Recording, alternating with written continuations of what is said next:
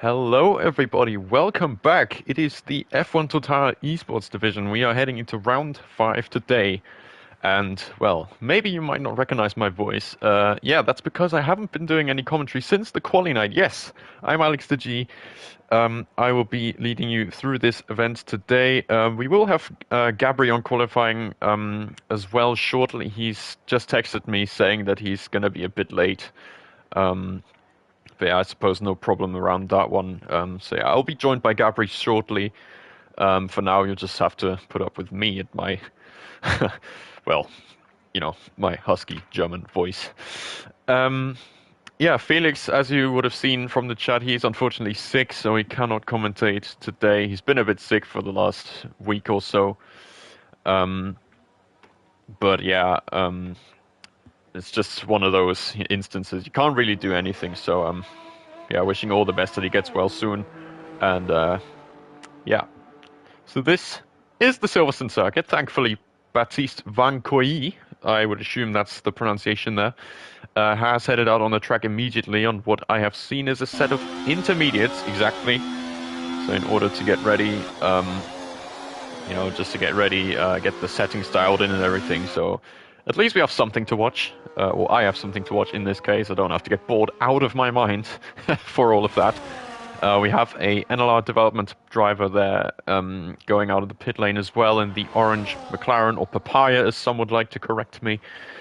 And so, yeah, at least we have a little bit of entertainment. Create the Series would probably label this as the intermediate pole position. Yeah, which I personally don't really care about. And Gabri's just arrived, so that is obviously very nice. Gabri, welcome. And yeah, here we are. The first cars have just headed on the track. You are just in time. Yeah, Baptiste is through the middle sector at this point, and therefore will be starting his lap soon. How are you feeling today, Gabri? Feeling very excited. I commentated the Silverstone race yesterday in Division 1. It was just as exciting. Maybe not exactly exciting for you as a driver. Yeah. Yeah. I guess Phantom got me some entertainment.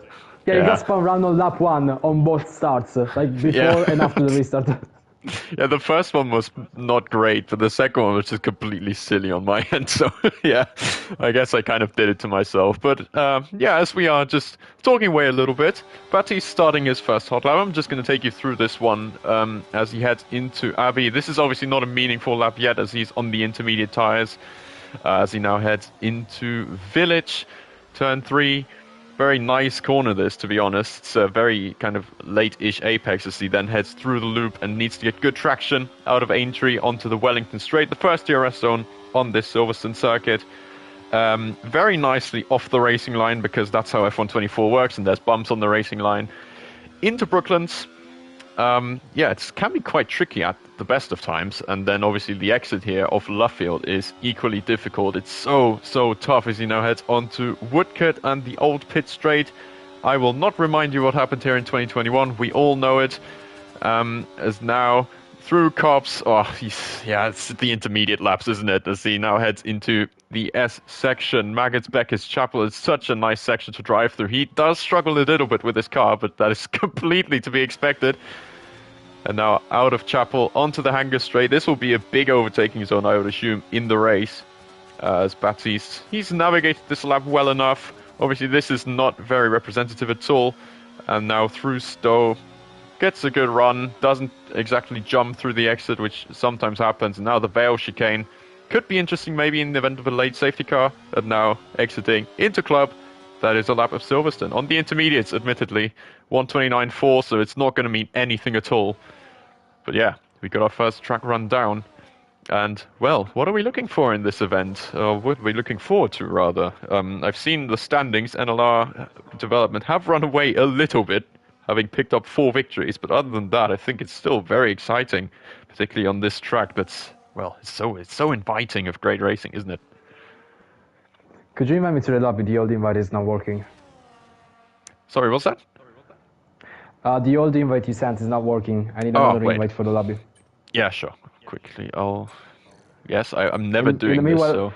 Felix said in the chat, play-by-play comms on an insert lap. This is woke nonsense. Come on, Felix. Let me have some It's just fun. the I wanna. truth. Yeah, but like, come on, let me have some fun. I haven't done commentary in ages. What do you mean?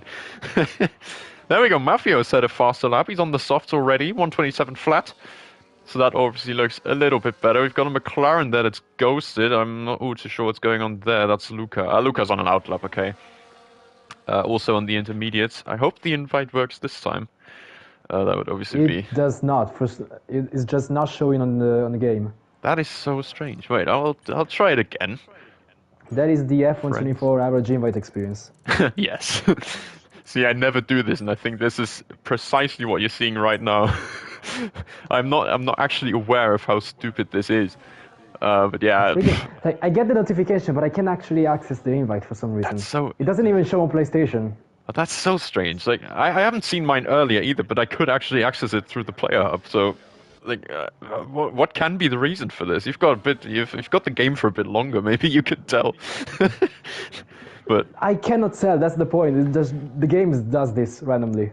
Felix says it's because Gabri is offline. I didn't pay attention to that. Hold on. What? No, Is I'm that is showing that online. is that because are you? Wait, because like wait, I'll check this again. I am It's 100% sure I'm online. It's showing on my PlayStation. oh, it I says have set it. so in the settings it says offline, but I don't know what kind Oh of my. meaning that has. So well, I suppose it would be that then. Meanwhile, Q1 Let me obviously restart still the game, I ongoing. guess. Yeah, like I suppose that's the easiest option. Yeah. I'll meanwhile check for any more improvements so far. I think only Maxim Rosavsky is one to settle up for EVR, as I'm trying to familiarize myself with what cars are actually assigned to what teams. Struggling a little bit. The only thing I do know is NLR development in the Aston, yes, in the McLaren. That's what I mean. Invite him through his PS profile instead of the in-game system. Right. Hold on. Let's try that. Ah, requested to join. That's better. Good. Yeah, you should be in now then. Yeah, there we go. Okay. Perfect. Yes. Good stuff. I mean, I got Jose the invite in Danieto. theory. We just need to see if it actually works. Oh yeah, true that. It's EA, Codemasters, whatever. Yeah, F124. It's not a rounded game. Is that's good reason I still didn't get it loading. till November. He's still not. What? Ah, there we go. Okay, finally. Thank goodness. Well, we finally got a second commentator in the lobby. You love to see it. So here we go. Mafio set another fastest lap. 26.7. Again on the softs. Not too sure what the plan is there. That's Luca crossing the line, going 3/1000ths faster than his teammate, just noticed. So 4 and 5 for NLR development right now. We've got Liagos on an out lap. I believe Ismar's set on a fastest lap. Or it's just started one. Unai Vega. That is an interesting figure from my goodness, from years ago, but I'm not gonna raise anything about this again. Let's have a look at his lap then. Unai Vega, Spanish driver for Sierra Esports. Well, he doesn't really have much competition at the moment, so I suppose we can just go ahead and run through some of the events, some of the previous events in this F1 Total Championship. Well, we've only seen the 4 NLR victories. That's all I know. Liam Doherty there goes to the top. Um, any more interesting events we've had? Maybe that would be quite interesting to fill us in on. I'm gonna say definitely the Jeddah race me and Felix commentated. Definitely. Like it's Hmm. nowhere close. We had the custom weather with rain. It was inters, then dry, then inters again. Oh There my. was we reached the maximum amount of safety cars. Lars went from a complete beauty in qualifying to a complete bottle jump in the race. Like Goodness. drivers you will not expect to see in the top 5 at all. Suddenly were in top 5 and fighting for the win. And then some of them either creeped the inside of zone 4, many of them did. Some were getting track limits penalties. You could just not predict the positions at all. Felix definitely knows what I'm talking about. Okay, so that I guess putting that curveball in with the custom weather is definitely a very interesting one, particularly for something like Jeddah, where you don't usually tend to get this. The only part where I remember anything similar to this is one of the F1 Total League races where Qatar qualifying was in the rain. I remember that one. But that's about everything. We're talking F1 23, by the way. Well, I don't know why that's in my Felix's memory, point but. Felix's point was that you know, Jeddah is a very twisty track. There are so many fast chicanes and the snake section. You don't really tend to fight in there because you have DRS right over. But then, since you have rain, DRS won't be disabled. It will be disabled actually. So that encourages you to actually fight for position even through the chicane and the S sections. And that's exactly what we saw in the race. We saw moves left and right at literally every corner, even in the snake section. So it was brilliant. just, yeah, complete non-stop fighting throughout the entire track. And it was also more interesting by the fact that some had lower wings, some had higher wings, so you could see some flying on the straights without DRS and just kept fighting through the corners. It was just absolutely beautiful. Wet Jeddah was absolute scene. Should have made the Middle Eastern tour, the last one, have a Wet Jeddah finale. What a comment. Imagine that. Imagine that for a finale. Well, actually, I mean, Felix's point is that we are using custom weather with rain in the races that are impacted the most from DRS. So we have Jeddah, Austria, and in the European Tour, because, you know, Austria, 3 DRS zones, right, one after another, it just completely ruins the racing. And Brazil as well, the final race of the calendar. I mean, Brazil is already iconic by itself, with and without rain. But, I mean, just Brazil with the rain, a classic. There's no denying that. It improves the racing with the DRS thing, but we just used to see so many epic finales out of Wet Brazil. We had that in Division 2, where I actually lost out by a few points. Just never gets old. I mean, just even cast your minds back to real life, where we had such finales in both 2008, 2012, these kinds of seasons. That's why we love Brazil as a season finale, and that's why I'm disappointed that we're not having this. But oh well, this is not a discussion about real F1. Still, I mean, we get the point. Brazil is such a traditional track. It's always delivered great racing, even without the rain aspect in it. So seeing that as a wet finale, or at least partly wet finale, that's going to be hugely, hugely interesting. The same, of course, goes for Austria as we conclude the European Tour, then, which I suppose would be next week, then, right? Or another one. No, there's actually another track next week. It's Belgium first, and then Austria. Ah, yeah, okay. So it's a 4-track European Tour, then, I suppose. Javier Martin with the fastest lap there. 2.5 tenths. So he's put some serious lap time on. I don't think he set a lap previously. So there's a good few improvements still to be had. 5 minutes to go in qualifying. After all this talking, obviously lap times have been set on the board as well. As Dornax currently comes through Stowe Corner. We've got a McLaren coming through Vale, though I believe that is Luca on an out lap. Yeah, Dornax it is right now in the Aston Martin 4 GT10. The French team here currently in 4th in the standings. Goes up to P3. So solid lap time there for Dornax. And, well, still a good few laps to be set here. Redmer for IRT is currently on a lap, just exiting Aintree onto the Wellington Straight. We've seen an improvement there as well. What's the original name of little sister again? I forgot. Lumi. Lumi, yeah, that's the one. Lumi goes up to 2nd. I remember this from Quali Night too. I almost forgot as well. So yeah, Lumi it is in 2nd. And yeah, good few laps still to be put on the board. I think that's Luca now. Yeah, Luca is exiting Luffield now onto Woodcote and the old pit straight. Yeah, a lot of lap time still to come in. And yeah, through Cops, obviously easy flat. This game is just so strange for this, but I think it's been mentioned enough. Well, it would be strange if you could take corners flat that are not flat in real life. Cops is flat in real life, so that's not an issue. I mean, yeah, just how easy flat it is, I suppose. I just watched Luca through the S's and I was just mental on the exit. I could never do this. Now out of Magnus Stowe. and Beckett is beautiful this year because you can take more than half of the section flat out.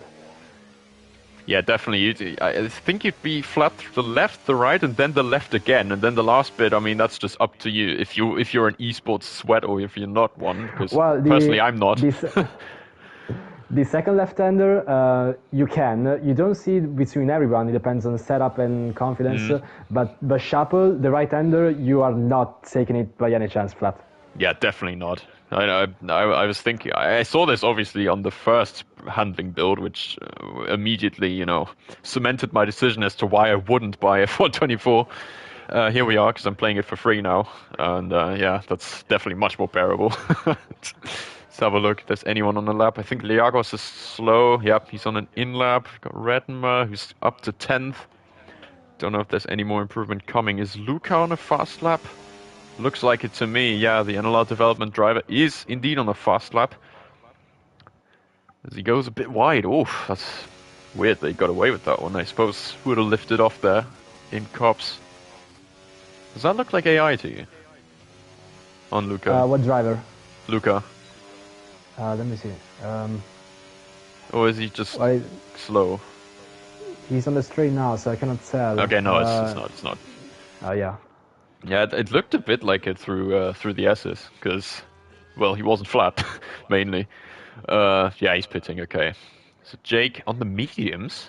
Okay, so he's saving a set of tires or so for the second part of qualifying. Obviously, we'll only have one elimination as well, because just quickly remind me, what team was it that got a quali ban? Was it LR? I believe Legacy, right? I don't know. I saw many things with quali bans. I have no idea which is which. Okay, I'm pretty sure it was LR who actually had the quali ban in the end. Luca retires, okay, so there's no more to come from him. That's a bit of a dodgy exit there from Jose Nieto for AMR. 14th only. And looks like there's no more improvement to come. So it would be down to either Baptiste in 15th or Isma in 16th, who's on an outlap at the moment. As to who's going through. Thomas Bowser, I don't think is on the fast lap at the moment. As I realized, my near clip plane for the Aston Martin is a bit dodgy. Don't like that on board camera anyway. Now let's see through the S's with Jake. He's invalidated. Okay, so no improvement coming. Goes wide out of Chapel, so I suppose that'll be a, well, retirement, but I think he's done enough anyway, P6. Legacy Racing have a double QB. Yeah, okay. So 16 doing quali, 18 doing the race. XR8 obviously pulled out. That's the big talking point here. So yeah, other than that, business as usual. Now we've got HRT with Baptiste. He's looked a bit wide, bit on edge there through Stowe. Only 15th at the moment, so whoever goes out in Q1, well, you had to get to hold up a lantern of shame, if you will. There you go. Baptiste into P6 with the exact same lap time as Dawn, actually, even. And last but not least, Isma, I believe, is on the lap, but he's still in the middle of it. So he's going to be the last possibly to cross the line for now, until we have the other 4 drivers I see with an outlap sign that will eventually, well, embark on their lap times. José is pitting. Oh. So I suppose no more improvements from that one, and it'll depend on Isma if he can improve enough. 103.4, to my knowledge, that's not like an incredibly good split time, because I managed to set that yesterday. And that says something. So let's see now. Exit Stowe into the Vale chicane. Don't think he looks particularly dialed into this track, does Isma at the moment. Yeah, I missed a few apexes. Yeah, don't know if that's going to be a good one, but he does manage to beat Joseda in the end. So Joseda will be the only Q1 exit then today. And then we're just waiting for all the others. We got a Haas. We got both Haases, in fact. Mafio in 11th, fully knowing that none of them actually has to set a lap anymore. Yeah, Baptiste is going into the pit lane. I think Liam, Mafio, and Maxim will be the only ones left then to set a lap, fully knowing they're done. They're through to the second part. We'll let them finish the lap anyway. Let's have a look then. Through Stowe for Mafio here. Wow, bit of a slide. Gets away with it in the end. And let's have a look then. Vale chicane. And to the exit of Club Corner. Let's have a look then. He goes to P10. It's only a marginal improvement. Then we've got his teammate Maxim Brusavsky. Haven't seen any split times there. He goes to 4th. So that's a good improvement. And then Liam is the last one, unless he pits. No, he doesn't. So he enters the Vale chicane. And as you can see, he manages that nicely. Let's have a look. Where does he go? From 12th all the way up to P8. And that's the first part of qualifying then. With one exit being for, I forgot his name, but it was AMR, wasn't it? Oh yeah, that's the one. Just quickly grab the screenshot here. I mean, I'll just text to Luca the Q1 exit because it's just with the one driver. I think that makes sense. Jose Nieto out in Q1. An interesting thing I noticed is that Maxim, he was in P13 and he jumped up all the way up to 4th by improving only 4 tenths. Yeah, I mean, it's crazy, isn't it?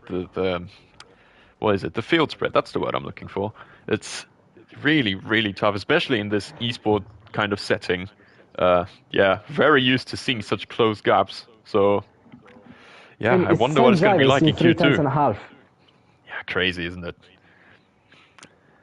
There we go. Liago's asking in the chat, what was I doing? Well, you tell me. I mean, I can't comment. I'm not that good of a driver, unfortunately. You would have had to go back a couple games for that. Um, as now, let's enable all this data again. We should get a bit more running, thankfully, in the second part of qualifying. Um, and yeah, well, Well, what are we definitely, looking because forward to here? we go from one driver being knocked out to now 5 drivers. So yeah, definitely a massive difference. Yeah, for sure. It's definitely much more at stake. Pretty sure that isn't there quali points as well? I'm pretty sure, right? Yeah, but only in Q3. Yeah, yeah. So I suppose everyone would still like to obviously get into that third part of qualifying to get their shot at their points. And well, as you can see, a lot of the grid is already embarked on this task. We've got well, who is it? It's Isma, who's heading the queue here, followed by a Sauber. Then we've got a McLaren. So yeah, there's a good bit of action on the track already, and track position towards the end of the session, particularly, that'll be a very important matter to sort out between the teams on the track. Well, at the end of the day, in the standings, we get the sum of the race points and qualifying points. But it would be interesting if we got to see a standings only with the race results and one with only the qualifying results. Like not necessarily winning anything because we do the sum in the final standings, but just just for curiosity to see in different conditions who's ahead. If NLR is on top in both standings, then hats off, I guess. But Yeah. I suppose so, yeah, but I mean, at the same time, well, it's either a competition of who's the biggest qualifying or who's the biggest race merchant, but we won't raise this debate. As well, this looks so interesting. I've got all the cars lined up here. I can just tell how much I missed doing commentary for stuff. Like, this is amazing. That we're only, quote unquote, only talking about the F1 Total event here. So like, I'm really excited to see how this now gets on. Isma starts a lap as the first driver, and well, definitely a lot of talking points. to what you said, I would add quote unquote only qualifying. You have no And idea only how qualifying. mental the race gets. I And mean, qualifying, yeah. you should have been in Abu Dhabi. We saw on lap one, literally going 5 wide into the chicane, Oh, goodness. and that is not exaggerating. No, I've seen a screenshot, yeah. I'm pretty sure Felix quoted it as, what was He it? did, Most yeah. normal Abu Dhabi race start? Something like that. He did that. But it was not only lap one and not only the chicane, it was all sorts of corners, all sorts of laps, because obviously we know how quick these drivers are. The gaps tend to be pretty much non-existent at times. So everyone is absolutely fighting through every single corner throughout the entire race. F1 Total Esports event in a nutshell. And I suppose, in a way, F1 24 in a nutshell, because we all know the DRS physics and everything, the driving characteristics, all of that. But well, you still need the drivers to put it together. And well, when they do, you get to see spectacles like this as well. The first run's already concluding for most of the drivers now. We've only had 2 drivers stay in the pits with Lumi for, yes, what team is that again? It's the Alpine. It's Velox. Ah, Velox, yeah, okay. Neither of them have the tag in the name, so that didn't help. And obviously also the Ferrari, I suppose, of Javier Martin having to do more runs than he would have wanted in Q1. 27-1, which I assume would have been on an old set of tires. Luca then beats that, and Baptiste goes right behind with the 26.5 each. Another 26.5, 1,000th of a second off. Then we've got Jake for NLR development with a 26.4, so a lot of lap times now flowing in. We've got Mafio currently on the slowest lap, again, only by 2,000ths of a second. So yeah, very close grid now. Liam is the next to cross the line. That would be for Sierra Esports. His teammate currently up in third. Where does Liam slot in? He goes to P5 in that Mercedes. We've got both Aston Martins crossing the line. Thomas, 26.1. That must be a new set, surely, as a 26.6 from Dornax follows up. And then we've got a Red Bull, which I believe is IRT. P8 for Kenny. That'll be the runs for now, unless Maxim is coming. No, I don't think so. That looks like a slow split time. 112, yeah, he's into the pits. So that's the first set of runs. Currently, the 5 eliminated are the ones who haven't set a lap time. or in fact the ones that haven't been out of the garage yet, which Javier Martinez now changed for AMR. He's gone out on track to set his first run. I think Redmer is currently on a run himself, unless... No, I think he is on a run, yeah. Let's see now through the DRS. Oh, that's a He's on 105. non-ERS. Yeah, okay, I've just noticed that actually. 105.5, not particularly competitive, even by my standards. And You so, know what yeah. keeps confusing me about team tags? I've said it to Felix before, that some of them are so confusing. Like, we've got AMR driving for Ferrari, and AMR is the, like, yeah. is what you would refer to Aston Martin, and then Aston Martin is actually GT10. Or like Sierra, I mean, we got teams like NLR, and we say the letters NLR, but then Sierra is SCT, because it's Sierra Esports team. So it just keeps being inconsistent across the grid. That's still what confuses me to this day. Yeah, I Doing mean, well, commentary. you haven't really done it for too long, have you? So I think I would obviously give you a pass on that one. I've done it for a bit longer, even with a couple breaks.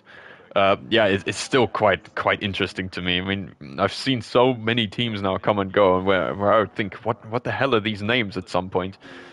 I'm thinking of CPI, for example. Like, I'm not willing to point any fingers at CPI, but Silas Phoenix Igniters, what's her name?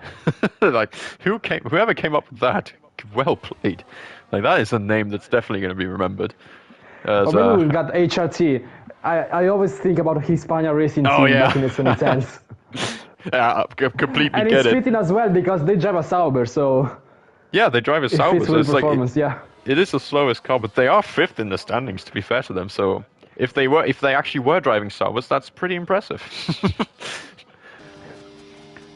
So let's see then. Javier Martin is on a fast lap. He's on his first attempt with 8 minutes 30 to go. I think it looks quite funny that on the qualifying it says lap 8:25, but I think that's just something I only discovered now.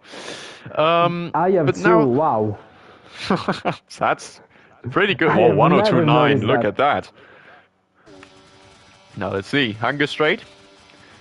He's looking pretty good so far. Stowe corner. Bit wide maybe on the apex, but manages to make the corner all fine as he now heads into the Vale chicane. Bit deep again maybe. And now let's see if he can get a good exit. It looked fine to me, to my rather untrained eye. He goes up to second, so on the grand scheme of things should probably be enough. Let's see, I think Little Sister is next, or Lumi as I should say. 102.7, looked slightly quicker then. If I remember correctly, that's a 102.9 for Javier earlier. Or is he on none? No, he's using overtake. He's using a ton of overtake now before this final bend, but I assume you don't need all too much for this little sprint down to the finish line. Oh, big slide for the Alpine there. Does he still go? No, he doesn't go fast. He goes up to second still. That should be enough. Got Liagos then for HRT. Crossing the line in that Sauber very shortly as he himself now goes up to P4 with a 126.4 himself. There's another Sauber coming, but that is, I believe, a outlap. Yeah, indeed. Then we've got the two Hasses. Again, two outlaps. So only two cars remaining without a lap time. And still a lot of improvement yet to be made, I think.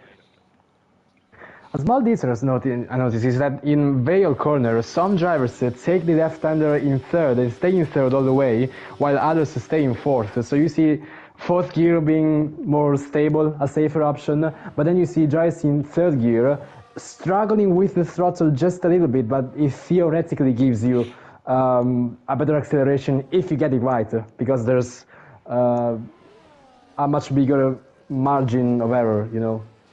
Yeah, it's such a I don't know. It's been like this for years in the F1 game, where you just this short shifting meta, I guess you could say, is so prevalent that drivers would then sacrifice like the immediate power burst to instead get the better traction, get the power down properly to then gain out in the exit. I've never liked this bit particularly, but well, to be honest, it made me relatively quick in some games, so I guess I would still take it.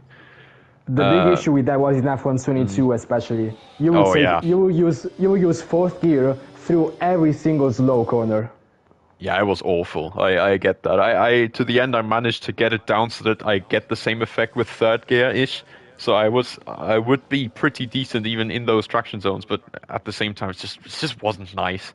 You weren't really feeling the car at all, and the traction, there's been improvements made, but it was still pretty appalling. As I was watching Mafio there, who's had a big snap on the exit. That could have been so much better than a 26.4. Could have maybe even gone towards the front row. Imaginary front row, obviously, as this is Q2. Doesn't manage to do so in the end, and now is in P7. So now, oh, Maxim is invalidated, so that's not gone to plan for him. But I suppose he's still got a bit of time to make up for that. Redma goes to P10, so he's currently on the cusp of the drop zone by about half a tenth of a second over Liam in P11. Still improvements to come. I believe that was either Jake or Luca, both of them actually improving to P3 and P4 for NLR development. So yeah, the improvements flowing in. I think Kenny is still coming now, unless he's going to abort the lap, but that doesn't look to be the case.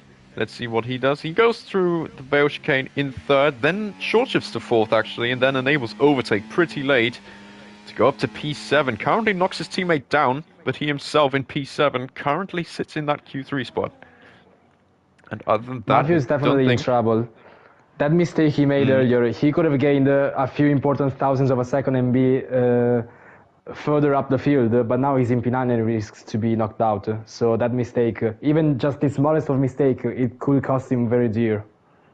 Yeah, it definitely did look like it. The only driver without a lap time as well, so that's going to be a lot of pressure on this young man's shoulders. As I've just also noticed a completely silly thing. When you're focused on someone who's currently being rolled into the garage, my controller rumbles. Have you noticed that before? I don't know, I have vibration off. Okay, maybe better. I'm going to try this again with Matthew as he's just in the pit lane. Because all I see again, is... When did you feel the vibration? When Maxim was just being rolled into his garage. Yeah, like literally right now. Yeah, that is something new they've added on 24. You get force feedback, even like you got a window. There is pit stop effects, and it wasn't there in 23. Okay.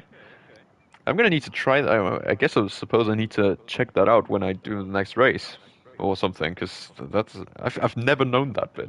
I'm gonna try this again with who's that? Luca, I think. No, it's Jake first. Yeah, I suppose it's that then. Yeah. My God, I'm making new discoveries about this game all the time. You wanna know the dumbest reason of why I have vibration off? Go on. Well, first of all, if I was playing on controller, it would be distracting driving with vibration. But I am driving on wheel. But why I disabled it is that, like, I have my controller on a table close to me, and sometimes when the vibration was on, I could get the pit stop effects vibration, and there could be like a small chance that it will register that as an input from the controller and not the wheel anymore. Long story short, this could be trouble in the race start, because it has happened to me. On the race start, my wheel was not working because the game detected an input from the controller that most of the time was purely because of vibration, and then it's ruined my race starts. I lost so many positions for that. That's actually, wow.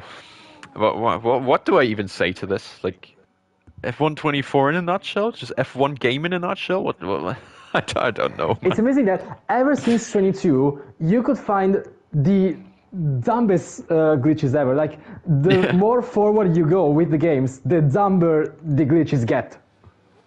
Okay. See, that's the funny thing. I've had every game from 2015 onwards, if you exclude 2016. I haven't had 2016. And it's obviously always been the same engine. That's common knowledge. But my goodness, it's how silly the glitches get from now. It's insane. As last runs are coming in. I thought I'd just drop that in. Isma's just crossed the line for his one, and I believe Dornak's actually gone very early, hasn't he? Yeah, he has. P7. I completely missed that run. Dornak's up to P7. Currently knocks Unai Vega out of qualifying. But, well, all their runs are still coming, as Isma is currently the first one to do so. Let's see in his first sector split. He's up by 800ths of a second, but he's going to probably need to find a bit more time if he actually wants to stand a realistic chance of a Q3 entrance, I guess, or not a Q2 exit. After that, I think it's Javier Martin for AMR. And then we've got a Mercedes, both the Hasses. It's all quite in order, I would say. And, a couple of drivers already retired. The top four, P8, P9 included. So I think these couple might struggle a bit. Let's see now Isma's improvements. He's up by a tenth and a bit, but that's not by far not enough. If he doesn't Unai have a Vega has started a lap. miraculous last sector. Yeah. Up by a tenth and a half for Unai. So far so good. Okay, so it looks like they are making good inroads. I'm just looking to the end of Isma's lap, but then obviously switching very quickly to all the others. Isma, yeah, stays in 14th, kind of to be expected. So next is the Ferrari, then Javier Martin. He's up by 3.5 tenths, so he's looking to go to the top spot potentially of this Q2 session in that Ferrari. Next up, then it's a Mercedes and a Haas. Oh, that's wide for Javier. Oh, that I don't think the race directors will particularly like that one, but it wasn't invalidated. So let's see what the lap time is going to be. Javier crosses the line, goes fastest. Oh, Not too never sure mind. about that one. Let's see, Unai is up by 800ths of a second only, so he's lost a bit of time then. Yeah, he did lose time. Probably after Maggots and Beckett's. I don't know exactly where, but yeah, he could not make it. But let's see. P5. Oh, he actually Okay. does. So that's good enough. All right. And Mafio Mafio goes back into Q3 and he knocks out Liagos. doesn't break the 26s though. By 26.001. 1,000. Let's see about his teammate now. He himself 12th. That's out of qualifying then for him. And as next, we've got another Mercedes. Liam then stays 14th, so no improvement there. Then it's Lumi who spins at the exit of the Vale chicane. No improvement to be had Redman there. is And Kenny knocked out by his own teammate then. Redmayne to P9. And that is the conclusion of Q2 then. Well, who was it that was knocked out in the end? I know it's Kenny by Redmer, because I just noticed that one. So And let's Kenny, see. Liagos, Maxime, Liam, and Isma. Okay, I'll just note them down in text for Luca here. Liagos, Maxim, Liam, and Isma. There we go. That's the one. And now we wait Q3, the final runs. And well, again, the timing gaps in the end didn't exclude 8 tenths of or didn't exclude what am I saying? They didn't increase over 8 tenths of a second. In fact, even only 4 tenths between P1 and P10 in the end. Any poll predictions? What are you thinking? If I was boring, I would say NLR. Okay. I mean, I kind of get it. I just got so used hearing Philly's commentary. He's always glazing his own team. I mean, it's reasonable. I would do that too if I had a team, but it just keeps getting boring at some point. Don't forget, I'm part of NLR as well, technically. So I don't want to glaze anyone, but Yeah, but you're not showing that bias as much. I don't want to anyway, because that's kind of what I've always been commenting for. I've been on commentary for quite big events. Like if you're looking in the, I suppose you can call it amateur esports kind of thing on PS. I've done a good few of those bigger events, and obviously NLR has also been in it. I will say it wasn't always easy to hide the bias, but I always managed it, I think, to a good enough degree. And yeah, I wish to continue it even here through this rather, a bit of a smaller frame around the F1 Total Esports event. So yeah, honestly, I would still say NLR polls. But to be fair, NLR and GT10 are the only teams to have 2 drivers in Q3. True, good point you're making. Yeah, we've got 2 McLarens, of course.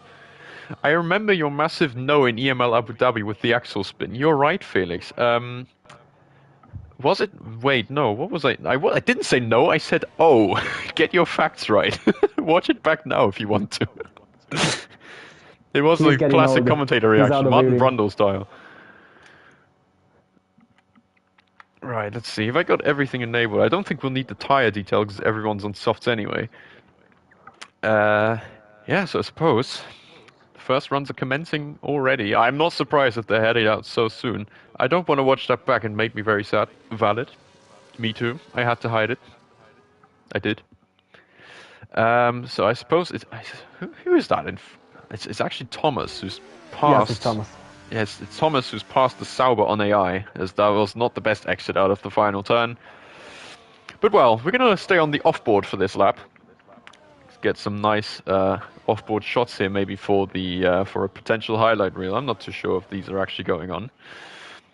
Oh, big slide though. Whoa. Yeah, that doesn't look too ideal for a banker. Thomas definitely has some cleaning up to do in the runs, or the one run, I guess, to come. Pretty sure they were only 2 runs in Q3, right? Or am I wrong? Uh, I guess you could do three, but like if you really rush it, like if you lose absolutely no time between the pit stops and in the outlaps as well. But you don't see that too often. But maybe like if someone invalidates or makes a mistake, or just like I don't know, does the outlap but not the hot lap, Ah, yeah. then you might see drivers going out on track 3 times. But for runs, it most commonly two only. Yeah, I would have thought so. I mean, 12 minutes, this long pit lane as well. It's not the shortest, not like exactly the shortest lap time either. So still You know 102.8. what Just keeps noticed. Wow. confusing me? This is the longest pit lane in the calendar, and yet we have 60 kph as a limiter.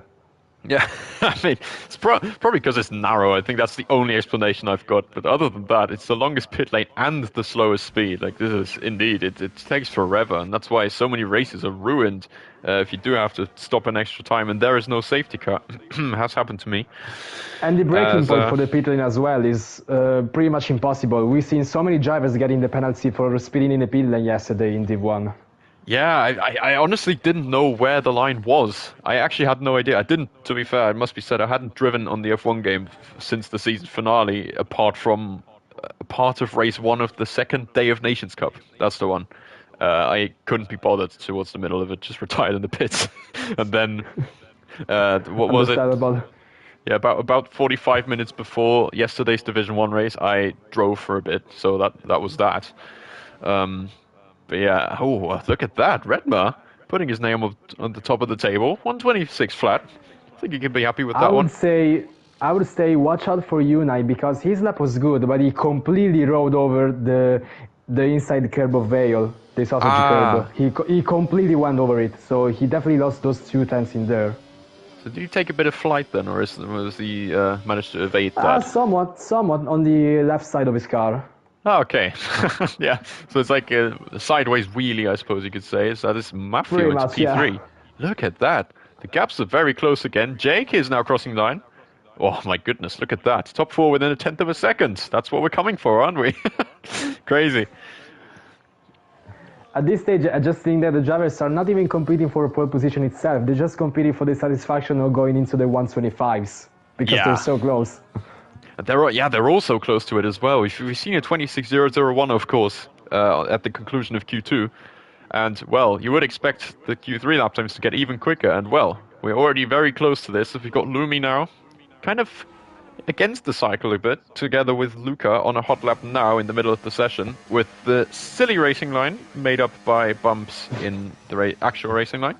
Love to see it. As he now heads through the loop, needs a good exit here onto Aintree and the Wellington Straight.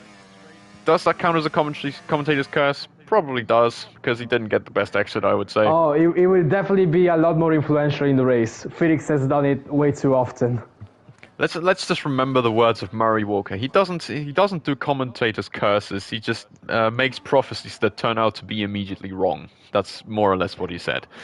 Lumi's lap does indeed not look all too great. It's a bit rough around the edges, I would say, for this first run, but he will get another one at the end. I would think anyway. As Luca embarks on his run now as well, crossing the start-finish line on the Hamilton Straight, which I actually haven't mentioned yet. I always forget about this. Oh my goodness, Wow. Lumi. Yeah, it's an invalidation. So straight into the pit lane, I would assume, unless he wants that delta. But yeah, other than that, that's not going to be No, but a he run can. down for a little. Yeah. He is out of fuel and out of energy, so he's definitely pitting. Well, He is not. What? is that a commentator's? No, it's not. Look at his Big fuel. slide though. He's trying, for all I know. But he has less than 1 lap of fuel left. 26A. Well, he's going to have a lot of fun on the way back to the pit lane. Let's instead maybe watch Luca then to see if he's got anything better to put down. His teammate in second, so definitely has a bit of a marker to live up to. As he heads through Cop's corner. Well, now into the S's. Let's have a look. Go on board even. I like to stay off board for these kind of sessions. It goes very wide to get the better exit, I assume, for this part. Oh my goodness, it just looks so fast, so satisfying. 102.6. That looks like a good split time to me as he heads on down the hanger straight now. Of course, in the race, you'll see a ton of overtaking here, I would hope. Or you'll see DRS trains, depends. And now to Stowe. It's been looking like a decent lap so far, I would say, for Luca. Gets a nice amount of curb on both of the apexes there for the Vale chicane. It could and be through pole club. position. That is pole position indeed, by nearly a tenth as well. Luca really putting a good marker down. And well, let's see what the others have to answer on the final runs. One of which, in fact, Dornax has already gone out. No, he hasn't. He's on an outlap and goes straight back in. Interesting. Lumi is pushing his engine to the limit at 180 kilometers per hour at the hanger straight. Well, you know what the darts fan in me says to this. Okay, no, I won't go there. Well, we've got the first driver in the 25s. How many more do you think we'll have joining for Luca there? That's definitely a good one. Finally, you've got the 25s, and well, Mafio's the first one to embark on his journey to maybe break into those 25s and compete for pole. I actually feel like 2 more drivers will get into the 125s, a minimum of 2. Minimum 2, okay. I'm gonna up the stakes a bit. I'm gonna say 3, although, well, Q3 pressure and everything. Yeah, I wouldn't be surprised if it would stay at less than that. I'm still gonna stick to my guns. It's gonna be 3, I reckon. At the same time, well, either way, it always looks so satisfying to see those competent drivers, you know, actually put down those markers. We've only got a 4/10 grid span as well there. And Lumi hasn't set a lap time for himself, so unless he goes out, that'll stay like that between the top 9. But I think he's still going to go out, isn't he? Will Lucas set another lap? He's just entered the pit lane. I think he would maybe just have enough time. But even so, I mean, 25.9 is a good marker to set. And let's see when the others will follow Mafio out. Nobody is gone yet, which isn't surprising because there's 240 to go. But yeah, he's the only one on the track. You usually only see this if Williams makes it into Q3 in real life. Can I use this few minutes of calm to announce something? Yeah, go ahead. So basically, for the OGs of F1 Total who might remember Realistic Racing League, after the esports season is done, we will be back actually on Realistic Racing League on Sundays, and it has been officially announced that we will have our Season 8, our so long-awaited Season 8 that has been not been done for more than a year, and we will have that on F1 2020. It has been officially announced. Now that, F1 2020, now that is interesting. Okay. Yeah, 2020 is brilliant. What a fantastic choice made by the admins there. I'm pretty sure I know who made the choice anyway. But yeah, just F1 2020. You can never go wrong with that game. Could it actually be worth mentioning that surprise? I got promoted as an admin in a Realistic Racing League. Ooh, does it? Like with no request. I did not ask Felix or anything. I just randomly found the notification and suddenly I am in the admin chat. Ah, yeah. Well, I think that's a nice bit of news to wake up to, isn't it? Me and Jonathan too. Yeah.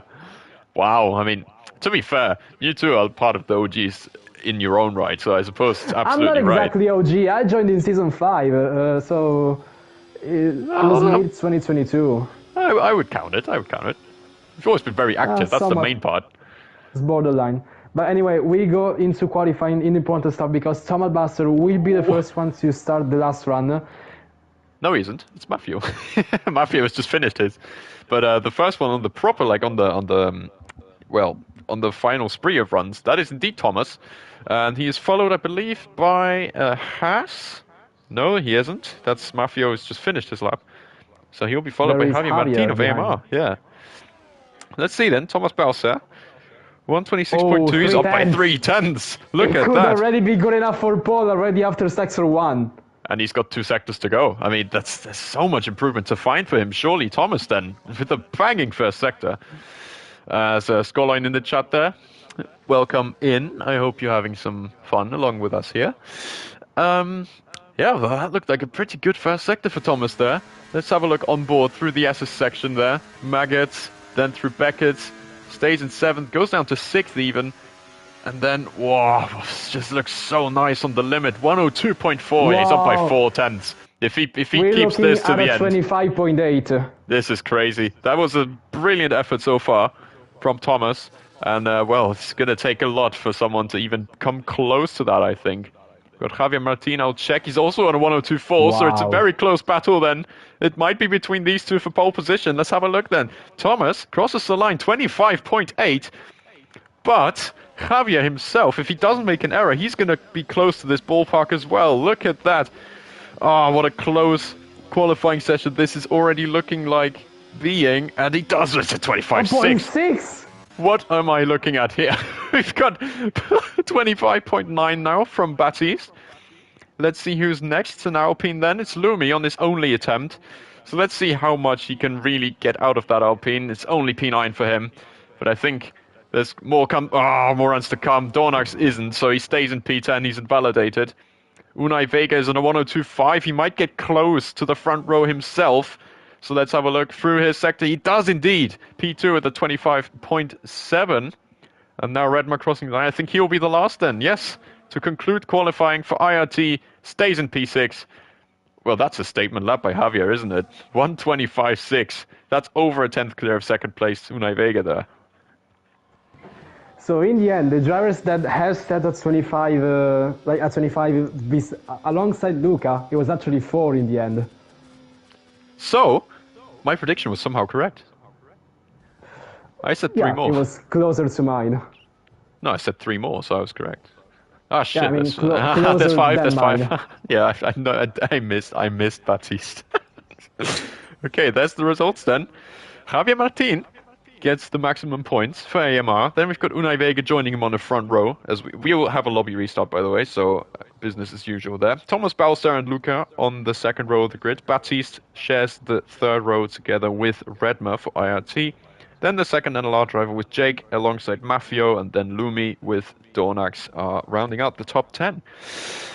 Well, that was quite the session. 25.6 in the end. I didn't expect to see a lap time like that. And, well, all to look forward to in the race. Once, obviously, the restart gets underway, I've sent the grid to Luca so he can redo the grid. And we've got enough time to, well, make some predictions. What else, really? Just have a bit of fun, I guess, talking away. Yeah. What a session. I just realize every time how much I miss doing this. Now we go to our favorite part, how the drivers decide to DNF on the restart. Yeah, the restart Because DNF championship. We've seen some reversing of the starting grid, some on straight line in the wall, some just I don't know, going into the gravel and then into the wall. Or I hope some will use a 360. sausage Let's curve. see. Some do. Yes, we know. Oh, there's. Oh, there we go. Here we go. There we go. Luca has taken Full the lead. 180. Oh, his wheels malfunctioned. Oh no. Oh well, that's one DNF. And most importantly, who's going to? Oh, Mafio's got. Oh my goodness. Mafio's missed every wall possible and hit the furthest one. Oh my goodness. Only 5 left in the race. I'm surprised no one took the 2022 Guan Yu Zhou line. Well, Luca was close enough. Actually, Lumi, he did straight on a different wall, but he did completely straight on. His car was... Dornax as well. So Isma wins the race. Boring. Wow. That was boring from Isma. Vilas. So there you go. That's the maximum points. Thank you for watching. Okay. Right. Yeah. Now we will wait for Luca to rearrange the grid. As I said, I've sent it to him. He's just going to add the 2 legacy racing drivers to it, who I hope would have joined the lobby by this point. Or is there a new one? No, it's just a restart, isn't it? So I don't think there'll be a new lobby made, I guess. So there we go. Race times, 38.7 seconds. The only times where you will see the race times of the guys being out, being faster than the race winner's time. But, you know, that's... Oh, apart from Hoseda, actually. He's 4 seconds down. Oh my god. What am I looking at? But yeah, there we go. We've seen those interesting numbers in the other races as well. You love to see it. We should really just compile how silly the numbers look against every other one. So far, 38 seconds is the fastest race in Formula One history, I imagine. Um, if you exclude Spa 2021. Okay, no, not gonna not gonna point fingers here. But yeah, well, let's wait then for Luca to rearrange the grid, and then we'll have a lot of fun. I suppose no formation lap because that's been broken since F1 21 or 22. Not sure. Doesn't matter. I remember the good old days back when Division 2 started. It was the start of 2023. The game was still F1 2022, and Mhm. we had the broadcast formation lap for some races. Oh, But then halfway through the season, it kept breaking, so we removed it. But yeah. I actually miss that. Like I'm very fond of it because it was my first. My first Division 2 season, it was not even a year of league racing for me, so I was Hmm. still somewhat of a rookie. So I actually have fond memories of that season, and I do remember some of the funny glitches we had on the information lap. Like sometimes you could see everyone lining up on the grid, and then only one car would be like literally sideways on its starting grid, Oh yeah, yeah. and Or the you game could, would be stuck on the shot of the cars on the grid. or just the way. Well, it isn't really a glitch, but the way you could just approach your grid box in a completely ridiculous angle, so that you could, pull over and to block the guy behind you. I would make use of that a lot while that worked. But No, it's just so. actually, It just looks so silly if everyone does it. but most of the time, you just during the formation lap, if it was immersive, most of the time drivers will make the tiniest of contact with another car, and they will get teleported to the grid, Disqualified. like not. Somewhat disqualified from the formation lap, which means that your car gets spawned 50 meters behind your actual starting grid. And obviously with like ice cold tires. If in earlier versions of the game, I don't know if that changed later, but if it didn't, well, have fun on race starts if it No didn't. idea. Oh I mean, God, for all we know, we tested the formation lap and red flags at the start of F124. It was nowhere near being an option to be enabled. incredible. We're talking. It's now 2025 and it's still not working. Congratulations, Codemasters. You've made a pile of steaming. I'm not gonna say it, but we all know what it is. Bollocks. Bollocks. Yes.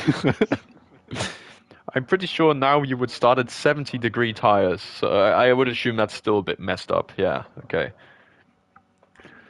Honestly, I don't even know the proper temperature ranges. Like I'm entering my qualifying laps probably with tires way too cold. That's because I But don't care actually, about this game. Yeah. but actually, from what I remember, when you start the race with no qualifying, I don't think your tires are set to be actually cold. They're just like slightly suboptimal, like not entirely Hmm. showing blue on the temperature screen, but like Not then minus halfway 200 through degrees, you blue and say? green. That was at the start of the game. Yeah. I remember that clip when it was current. Oh God. Actually, I'm just gonna throw that in. I was replaying F1's 2021 recently in career mode, Mhm. and during the practice program, I will go into the tire management program. One of the objectives will be to keep the tires below minus 118 degrees Celsius. What? What? Mate, what are they expecting us to do? Drive in Antarctica or something? What the hell?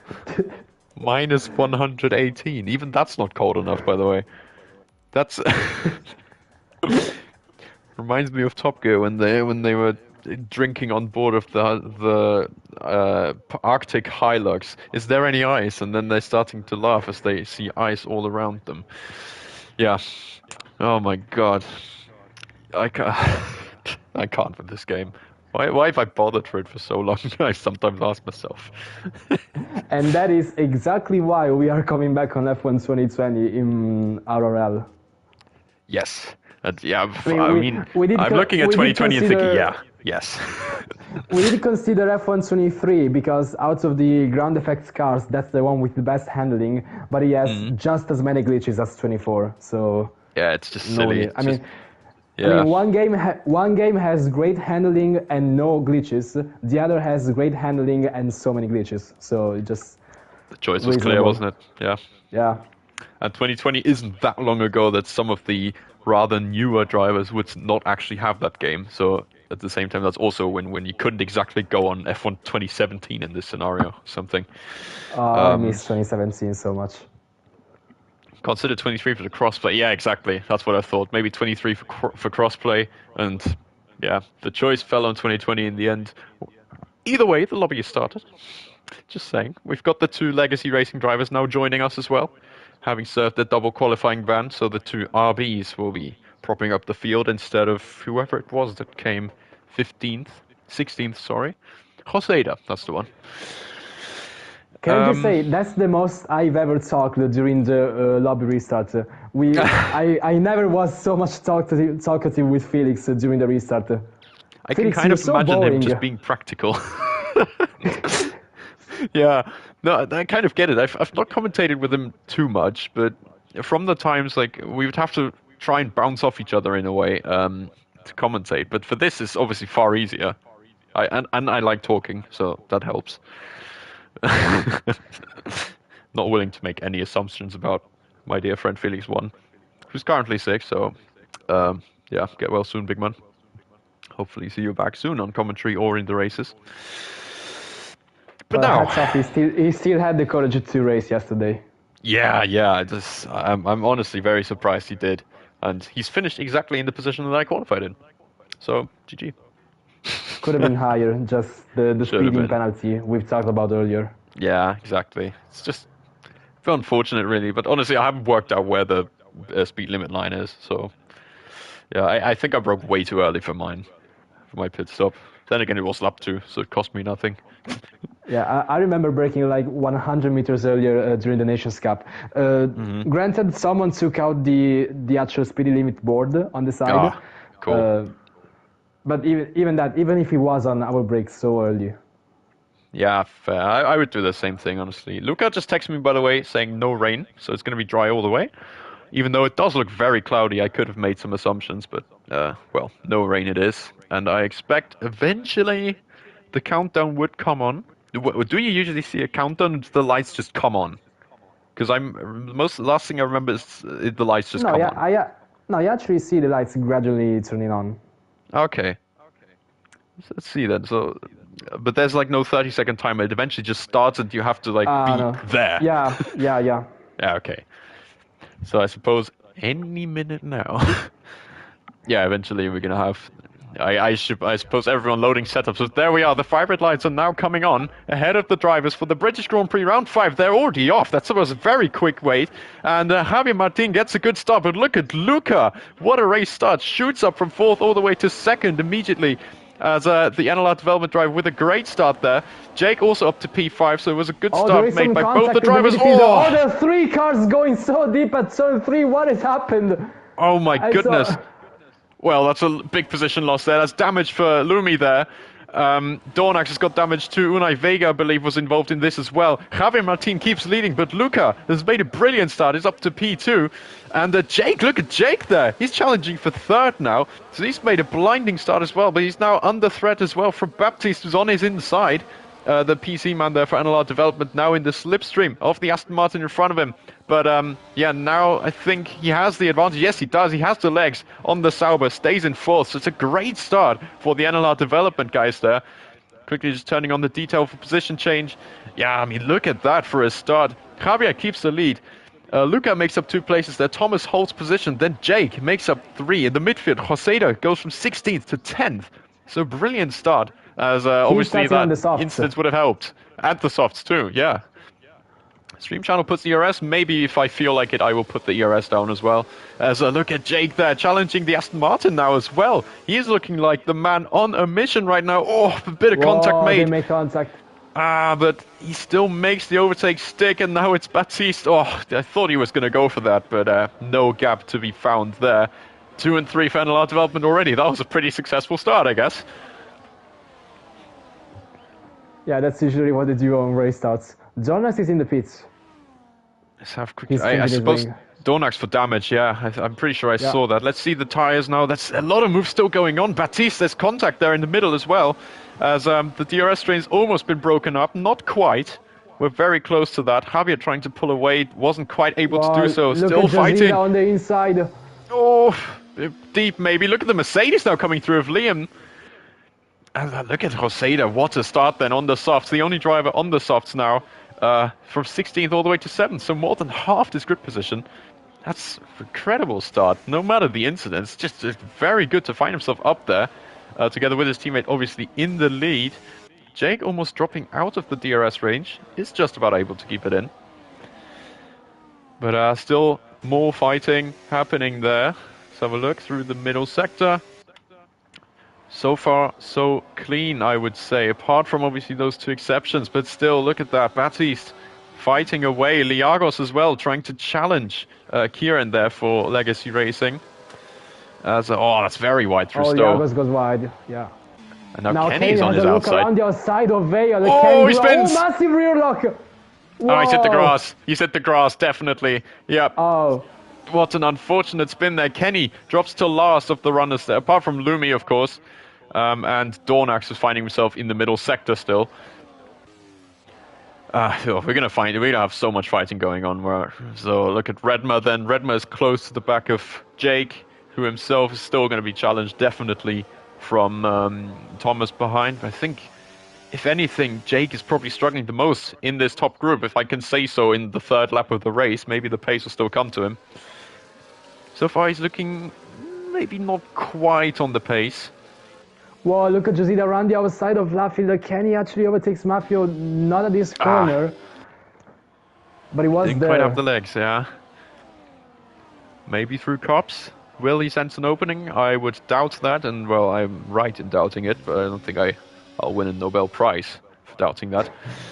I think it's more about keeping close through Magnus and Beckett and get a better run on the Hangar Straight. But the thing is, they are all... Whoa, look at how close he is.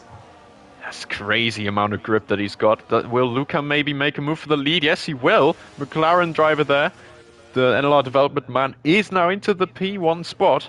Let's have a look then. Joseda not making a move, neither with Thomas behind him. Where is XR8? XR8 have rage quit. Let's put it that way. They, rather a low temper version there of the events. Now I've got a couple of fastest laps flying in. No real changes to the order yet, apart from Luca now taking over in the lead, but Javier stays very close.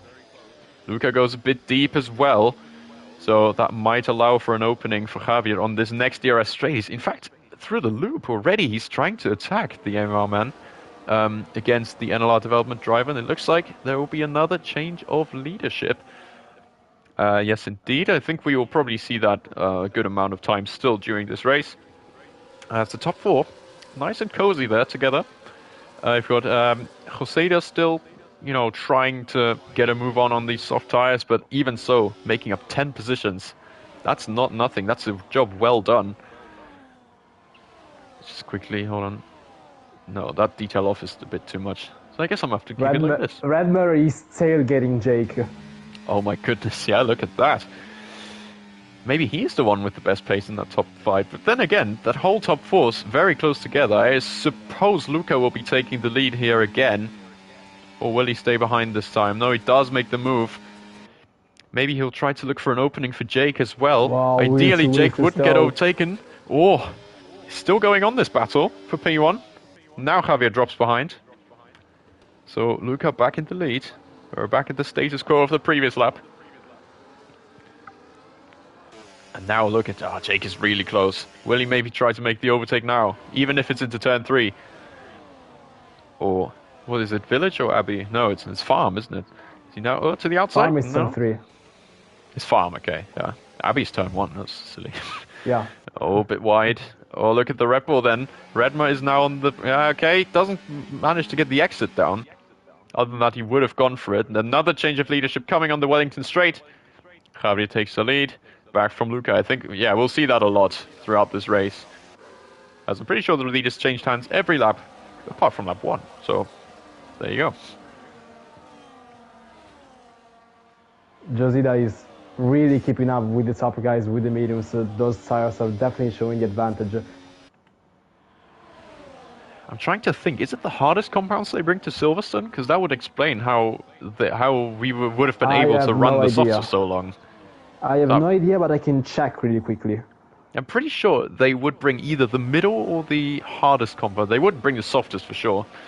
As Sizing up for another change of lead. Yep, It indeed. actually is the hardest. C1 to C3. Ooh, it is the hardest section. Look at that. We've got an NLR development 1-2 now. If Jake is able to keep this up, and Redma is to the inside, but won't go for the move into the Veil chicane. We've now got an NLR development 1-2 after starting 4th and 7th.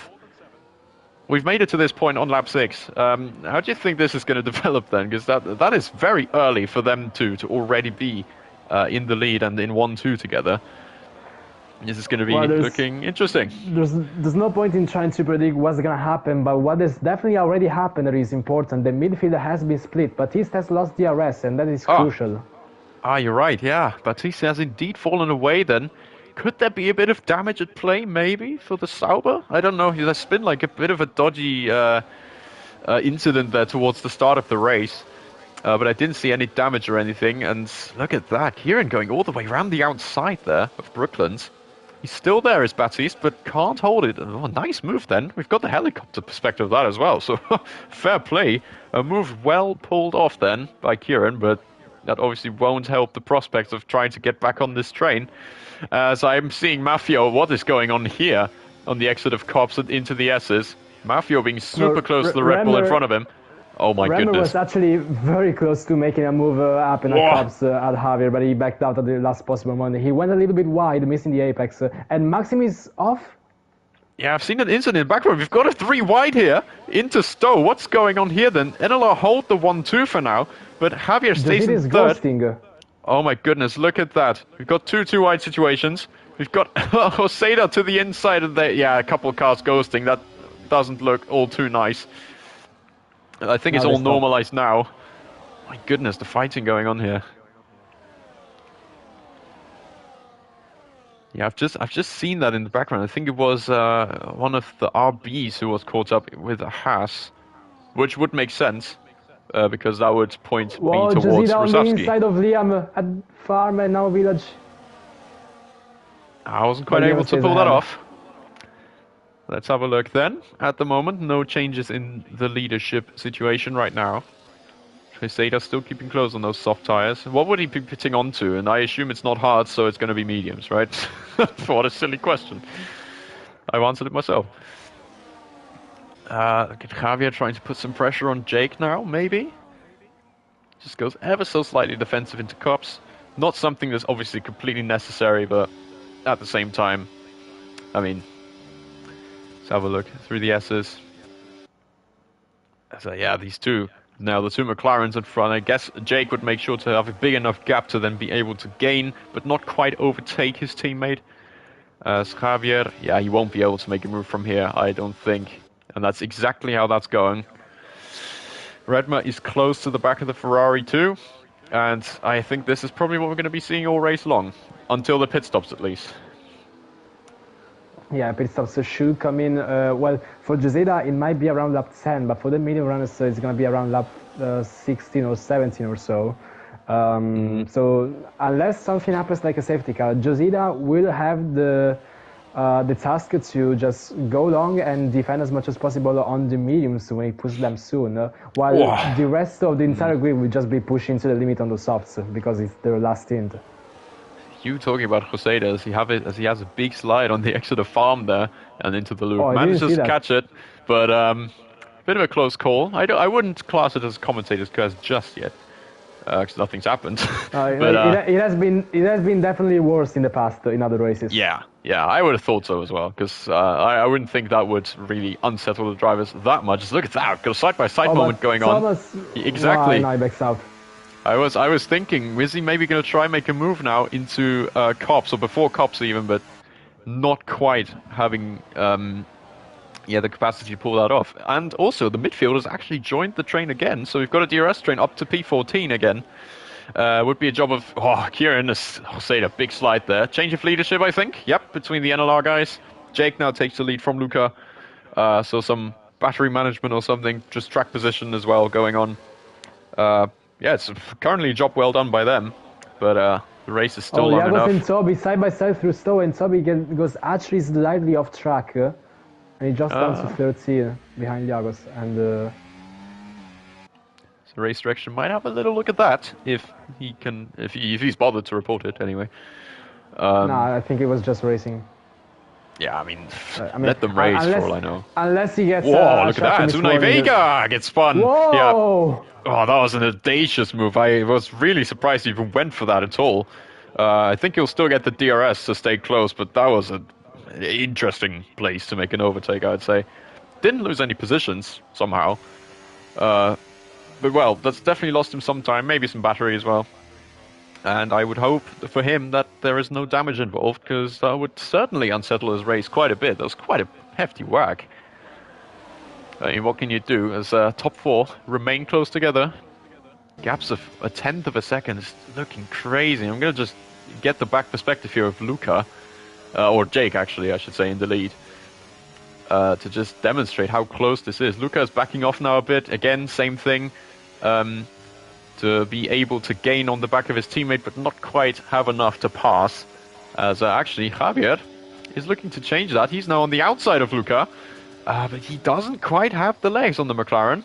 On the outside, doesn't quite have the grip either. As they're all in the same compound as well. Will he maybe go for a surprise move to the inside? Doesn't do so. Liam Bit of contact. slightly making contact with Mafio on the rear. Hopefully no damage then involved for the Mercedes. It was a bit of contact. Definitely, but he looks to be fine to keep going. Javi Martin left the session. No, that's... Oh, I don't have him added either. Neither do I. Oh, well, That's bad. that's pretty much race done then. I can't do anything here. As yeah, he's gonna now drop like a stone. It would have to be Luca doing this. I don't have anyone added now. Well... Well, that's very unfortunate. He probably then. needs to use the old invite. That's the only way. Or that, yeah. Can only hope that he's going to be able to rejoin the session through this one. As there's a move going on at the back, Unai Vega back on Javier. We've also got Liam now making the move on Mafio. So new P4. Sorry, Aaron, I don't have Javier added myself. So I hope that it works with the old invite, or I myself have my hands tied behind my back for this. Very unfortunate, I know, but I can't unfortunately do anything. Redmer is very close now to the back of Luca. Liam himself's really close as well. Maxim gets 3 seconds. Okay, so must have gone wide in cops. Penalties of the race. Surprised it's taken this long, really. But then again, it's Silverstone. It's not really a track all too infamous for that. Javier is back, so very glad to see that. It's a real shame I wasn't able to act earlier, but neither of us have him added on the EA list, and it would have to be the job of Luca, technically speaking. As we start the 11th lap, that's flown by, hasn't it? We're almost at the halfway stage, and still a lot of decisions yet to play out. Kieran has almost lost DRS. He has in fact lost DRS, but Unai Vega and Thomas are going side by side again. So that might help him. Sending it again on the inside. Oh, does he stay ahead? They still go wheel to wheel through Village. Actually, Unai maintains P8, but they still have both DRS to try and chase Giuseppe. I think what they're thinking now is, when are Giuseppe's tires going to drop off? Because he's going to have to pit soon. Whoa! That's massive contact between Giuseppe and Baptiste. Oh, goodness. Just not breaking through that field. Well, that sounds like a very F124 thing to do. Not breaking through left field. No, I mean, yeah, I think the drivers will obviously be getting a bit more aggressive now, especially with Hoseda, because he's on those softs. They're not going to be lasting all that much longer. It's already lap 11. So, as I've just noticed, gap from Jake to Luca has gone up quite a bit, but I suppose that would be part of a plan. Now let's see any moves going on. There's a Red Bull now, Redmar, potentially going for a move on Luca. Whoa, very close stuff. Can't quite get on the inside there. So it stays put as we were. 2 McLarens in the lead. 1 and 2 then for NLR development. But Redmar is breathing down the neck of Luca. Is he maybe going for it into turn 1? Goodness. Luca even defending for that position. But no move to be made. Any incentive to go down the inside? No, because he has to defend from Liam himself. Well, that's what we just get in these races. You try to attack, you lose a bit of time, and immediately you're under threat from behind. That's just exactly what happens. And almost every single time as well. Javier Mimo.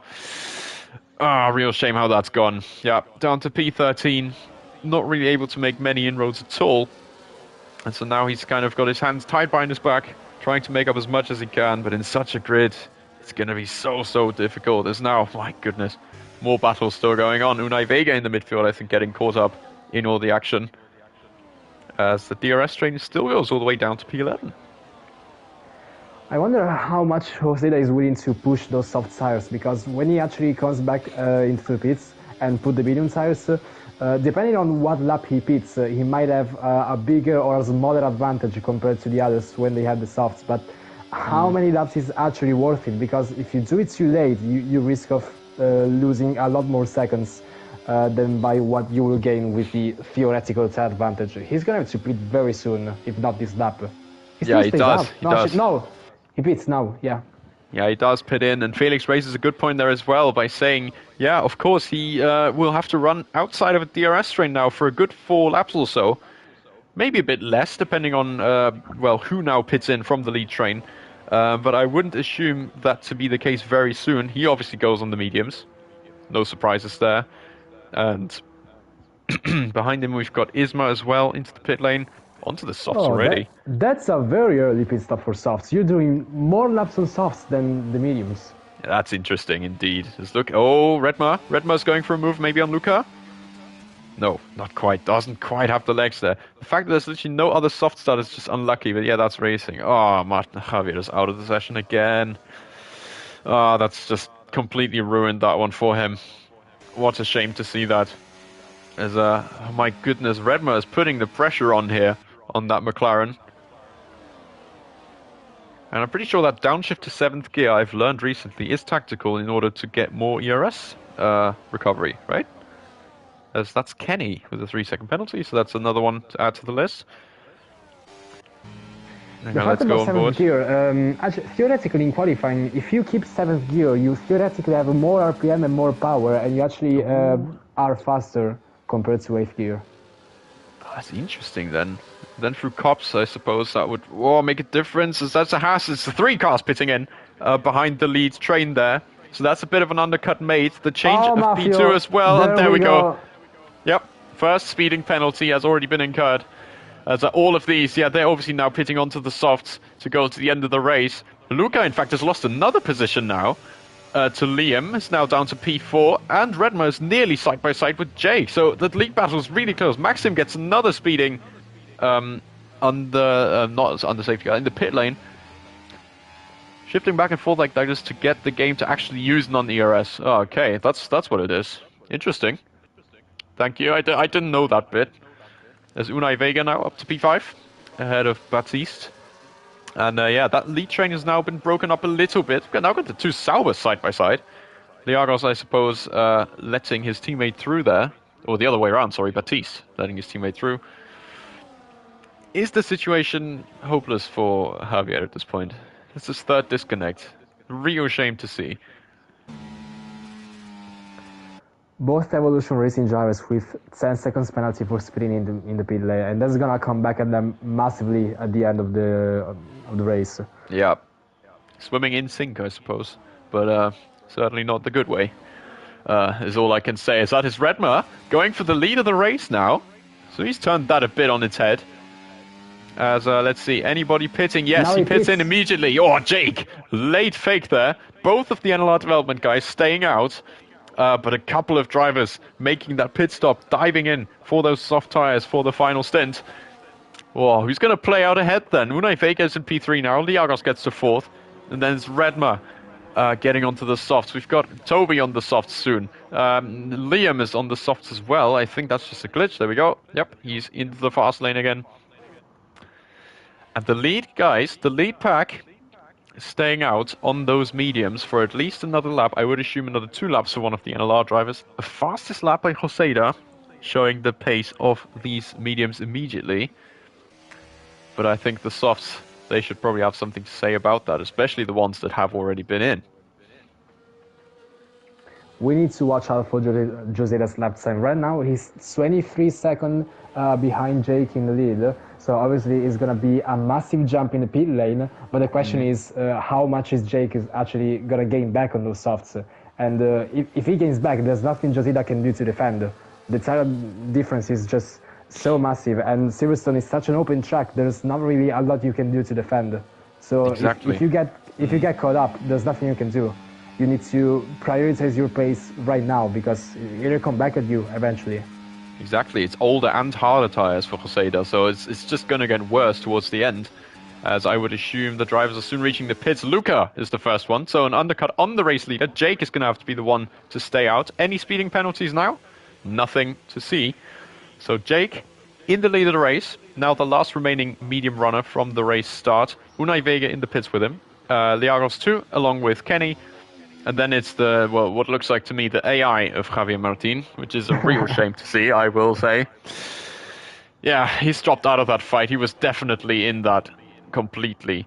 And yeah, was a real shame to see that, come undone the way it has. But now let's see Joseda. He's ahead of all of those soft guys, apart from actually Mafio, just noticed. And he's in fact ahead of everyone, yeah. So that's a big buffer. But now it's going to be about maintaining the gap and maintaining the pace as good as he absolutely can in order to keep as much track position as he can again. And the gap behind 1.5 seconds, Thomas Balser, he is one of the first to re-emerge. And then it's Luca. So if we're looking at the on-track positions, Luca is a net P7 right now, if I'm calculating this correctly. But of course with a tire advantage, yeah. Yeah, we have to consider that you lose, I think even more than 30 seconds in the pit lane. I'm not sure how many, but since it's so long and so slow, it's a lot more seconds that you lose. Yeah, exactly. And then the undercut lap times will come into effect even more as well with such a long pit lane. As that might be a track limits warning from Luca, even though I looked from the outside. Now Jake is in the pit lane. And I would assume Javier Martin will actually not follow him in. Okay. So we'll have an AI driver in the lead. I don't think we've seen that a lot here. Side by side into the chicane. Joseda getting completely boxed in. And that is a spin. In the end, Hamilton does go through, if we're talking 2022. And where is Mafio going? I don't... Where is he going? What? Has he just gone across? Has he gone across into the pit lane? Oh my goodness. What am I seeing? Oh, well, okay, well, that's one less, I suppose. Oh goodness, the fights are keeping... Oh, they keep getting more intense. Now it's Redma, who's got the freshest tires of the lot in the very front group for now. Oh my goodness, Joseda now trying to defend the lead as best as he can. He's got Redma for company on the soft tires, gets ahead. For now, is now on the outside, should have more grip. And looks like he's going to put that to use. Yes, he does. That is Redma into the net lead of the race then. Joseda onto those mediums behind. It's just going to keep getting more and more intense. Kieran is a net P3. Oh my word. Well, that's changed the order up a lot, but the tire advantage, that's going to come in later on, and we're going to have a cracking finale, I would hope. So there's about 9 laps to go, with the negotiation of the final sector still to come. But obviously, the more they fight, the more the guys behind are coming in, and, well, we already see that. The DRS train has increased in size massively over the last lap or so. Joseda now makes it an imaginary AMR 1-2. Once Javier Martin comes into the pits, that'll obviously break up again as that and a lot of development driver in the back. Luca tried to go for a move there. Doesn't quite pull it off. How the F has Kieran ended up in net P3 from a quali ban? Well, F1 Total Esports division. That's exactly what I say when the races are so unpredictable. That's exactly what I mean. Yeah. Now, It's a crazy effort. The thing about Joseda is that for how much he needs to prioritize his race, he paradoxically he needs actually to fight more defending from Redman, because what he needs to do is to stay inside that DRS and eventually re-overtake Redmer or any other car every lap, because that's what keeps you in the DRS. So yeah, that's pretty much his only chance of maintaining this race lead. Oh my word, look at Luca. Luca possibly going for a double overtake? Nah, he backs out before cops. Oh, wow. I thought so. Oh, and he dipped the wheel in the grass. That wasn't ideal then. As he made the move on Thomas Balser, but now he's got Unai Vega for company. Oh my god. Unai Vega, they go side by side, they make contact through Maggots and Beckett's. Wow. That could have been so close to a very, very big crash. Luckily, it didn't end up that way. I'm just going to The call only Martin Brundle here. That could have been an airplane crash. Yeah, this is, oh my goodness. Oh, now Radmer overtakes Hoseda, so Hoseda needs to stay close. He needs to maximize those corners as much as possible because what he needs is to stay inside DRS when the Wellington straight comes. Indeed, yes, he needs to stay in range here. Otherwise, there's a big issue for him incoming. Because, well, those mediums, maybe they'll be a little better towards the end of the race, but I'm no But one to... not right now. That's the point. Yeah, exactly. Undercut was never the core of these track temps. Well, where do you see the track temps, Ross? I would just like to say. But maybe they've increased a bit. But here we go. Javier Martin, the AI, has now allowed Redmer into DRS range, but possibly not allowed him to get DRS. Let's have a look. There's a move maybe going on. And Kieran... Kieran on the inside, now the outside of Laffield. Does he keep it? He somewhat keeps it. They still go somewhat wheel to wheel. Space has been left as well. Fair enough. So Hoseda keeps the position for now. Now they're coming up to their stricken teammate in AI mode, I guess you could say. Kieran goes very wide though. Look at Liam now having maybe an opening before the S's section. And it looks like he actually pulls it off. Well, that was a very opportunistic piece of driving. Liam now into P3. So nice 5 tenths between Redmer and Hoseda. This is definitely more suboptimal than earlier because now he's not going to gain as much. He gains 3 tenths. But in terms of actual distance from the car, he might actually lose even more. We might see Hoseda dropping out of DRS soon. I'm just thinking how did the AI work on F124 and why is Javier Martin still out on 18 lap old mediums? Like is the AI eventually going to pit or? It is.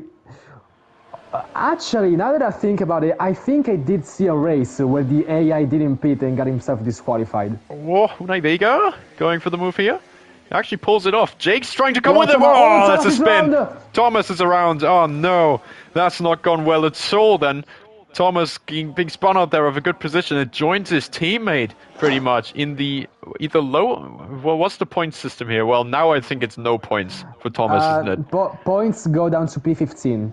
Oh, so okay, so it does get a few points still, but... Oh, there's another spin. Oh. Yeah, Kenny and Thomas then. That was just a bit clumsy, really. From the pair of them. At least Kenny's teammate is still doing well for himself. He's almost pulled a second to Liam. We'd just like to point that one out. So a job very well done from Redmer as it stands with about 6 laps to go in this race. And yeah, Liam trying to keep close to that Red Bull. Oh, big slide from Hoseda. Wow. Oh. And he saves it halfway through the corner. But now he gets overtaken very easily. Massive save. Big move from Luca made there. So he's now the one with the freshest tires in that top 3. My goodness, what a save then by Hoseda. Will Kieran maybe capitalize on the inside of Bale? He'll go for it. But just can't make that move. Maybe now on the switchback. Will he go through the way Hamilton did? It looks like. Oh my word, that was very nice. They still go wheel to wheel through Abbey. Who is going to be ahead? I think actually it's just Hoseda.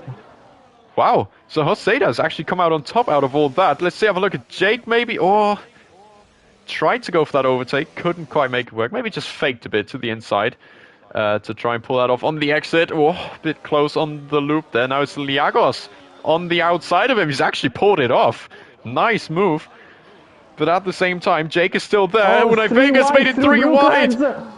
Oh my! Wow, that was so close to contact, but actually Unai Vega stays ahead, almost makes contact with Kieran in the process, but what a move. If we talk about opportunistic driving from Liam earlier, well, look at that for a bit of opportunistic driving. That's Unai up to P6 then, from P8. Fantastic move from the SET man. Sierra man, I should say, maybe. That's a bit better. I guess it just runs in the Sierra Esports team as a whole. Yeah, looks like it, really. That was a fantastic overtake to be made. And, wow, Luca is really riding those curbs now. He wants that win, and he has the freshest tires. He knows he's got the minerals to pull it off. And obviously, he wouldn't want the streak to break for the NLR development team. Unai Vega now trying to make the move on Kieran as well. So that's a fantastic race for the Spaniard there. Even though he's had that bit of an issue earlier on, Jake is trying to make the move behind these two as well. Maybe now on the switchback can make something work, but I think it's more likely that Kieran pulls this off. We've got the exact same move again. Unai gets pushed a bit wide. And maybe that opens up a move for Jake here. Looks like maybe it does. As yeah, the two are still side by side. What a fantastic session of battling. They're still going. This is amazing. Now Unai Vega on the inside again forces Jake slightly off Oh, the they lock track. wheels. Oh no. Let's not go there. Looks like it has gone there. Liagos looking behind and rubbing his hands and thinking maybe he can pull off a move here. More contact made between the Mercedes and the McLaren. Again being forced off the track. There's damage Oh, there. there's wing damage from Yeah. Jake. That must be Jake's front wing taking some damage. Yep. And that's definitely going to set him back. Now Liagos trying to pull the move from behind. My goodness, he's breathing down the neck of these two. We're also going to have to keep an eye on the lead because I've just noticed Liam is leading the race now. And they are so close together. Now let's see how much will that compromise Jake. I'm gonna have to switch to the lead shortly. As let's have a look then. Yeah, it is indeed Liam now in the race lead. So these two have swapped. Now Luca is gaining a lot. Will he maybe try to make an overtake? He's a bit boxed in behind the Mercedes. Might have a bit more grip, but can't pull it Jake off. is round. Oh no! Side by side through stall with Unai, just on contact went sideways through the corner. But he was still keeping off, even with that damaged front wing, but was not enough, and he eventually made contact. So now he's in P8, dropping a few seconds and a few positions as well. But Unai has lost DRS in doing that.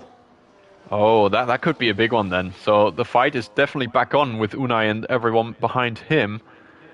ERS is done on vibes on this telemetry, and I haven't turned it on once this race. I think it's quite nice to not have ERS on for once. But, you know, what are your opinions on having ERS on in the broadcast? I mean, I actually turn it on sometimes when I go to the onboard to have it close to the actual broadcast in real Formula One. Okay. When I go to the onboard cam, but for esports, it would be optimal to have it off because it would be an advantage to some engineers in the team. So maybe they look at the stream and they see the percentage from some drivers, so it's better to have it off. You said Yeah, exactly. just said that.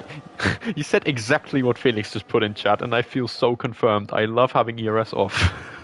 So, yeah, if you want to engineer drivers, just do it directly. Oh, look at Redmer then, trying to make the overtake on Liam again. Bit dodgy for a move. Let's see now on And Luca. look at Luca as well, side by side through Oh, Vega, my word. and Redmer still sends it on the inside. He gets overtaken by Luca. Can Hoseda overtake him back on the inside of Club? He does. Oh, And no! Oh no! Redmer's out! Redmer's DNF'd. And it's too late for a safety car now, so that's a big chance of points gone for IRT.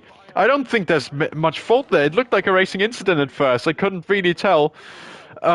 But wow, that's one driver down at such a late stage, such a crucial stage of the race. Look at Kieran making the switchback on Joseda. He's back up to P3. Now, in that RB, that is definitely a weird DNFJ. I agree. That looked extremely strange. I couldn't really tell when the wheel came off, like what bit of contact was there. But either way, just 3 laps to go. And now that leaves Liam versus Luca. And it looks like a win for NLR Development could be on again. But what a shame for Redmer. He was doing so well for IRT and for himself. Oh my word, that just hurts to see. It's obviously IRT also one of my ex-teams. I've been in IRT for a bit. So it just, even on, just a personal thing, it just hurts to see a bit. Kieran is finding switchbacks left and right at every corner on every driver. I won't be surprised if we see another one from Kieran, maybe overtaking Luca, because he's still very much on for this fight for the win. And we go soon into lap 25, so 2 laps and a half left, and this is far from over. For all we know, Joseda could still be in it, despite the mediums. He's still right in there. It's crazy that he's been able to keep up this well. And I would just like to say, Kieran has got the oldest soft tyres of this leading pack. He is on 10-lap-old soft, or 11 now. And he's keeping up with this fight. Luca himself, he has 2-lap fresher tyres. And he's going to try to make this work for himself as well, because he's in the prime position. He's in P2 here, behind Liam. And first of all, brilliant job done from Liam. Side by side with Joseda. Oh, here we go. That's a massive slide on the exit. How has he got a penalty there? Oh, no. He went too much on the inside of Village, probably trying to avoid Joseda. Maybe he could still be in contention to remove that, but he had so much to avoid the AMR driver, and that's how he got it. At least he's made the move stick now. But yeah, like you say, unless he's got a chance to remove that penalty, obviously that's not going to bode well for him. Currently loses 2 places, just about. Currently it's close with Jake, so it could even be It, 3. But it depends from his teammate. and that, yeah. So it's him or Jake really that are the deciding factors on this. Fastest lap for Dornax, maybe important to mention. He's been at the back after that unfortunate incident. The fastest lap point does not count in here. Okay, well, in that case, just for pride. Was that maybe a bit wide from Kieran, if I've seen that correctly? Maybe, yeah, as he now comes under pressure from Joseda again. Doesn't make the move into the final turn, though.